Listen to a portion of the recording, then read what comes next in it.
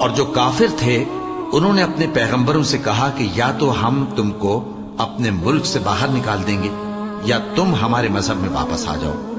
بس ان کے پروردگار نے ان کی طرف وحی بھیجی کہ ہم ظالموں کو ہلاک کر دیں گے اور ان کے بعد تم کو اس زمین میں آباد کر دیں گے.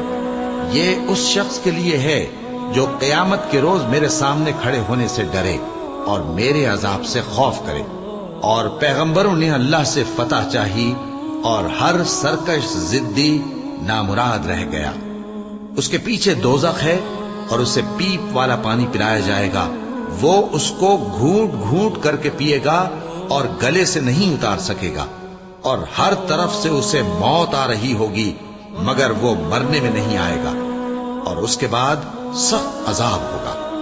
جن لوگوں نے اپنے پروردگار سے کفر کیا ان کے اعمال کی مثال راکھ کی سی ہے کہ آندھی کے دن اس پر زور کی ہوا چلے جو اسے اڑا لے جائے. اسی طرح جو کام وہ کرتے رہے ان پر ان کو کچھ قابو نہ ہوگا. یہی تو پرلے سرے کی گمراہی ہے.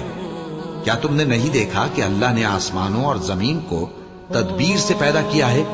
اگر وہ چاہے تو تم کو نابود کر دے اور تمہاری جگہ نئی مخلوق پیدا کر دے، اور یہ اللہ کو کچھ بھی مشکل نہیں.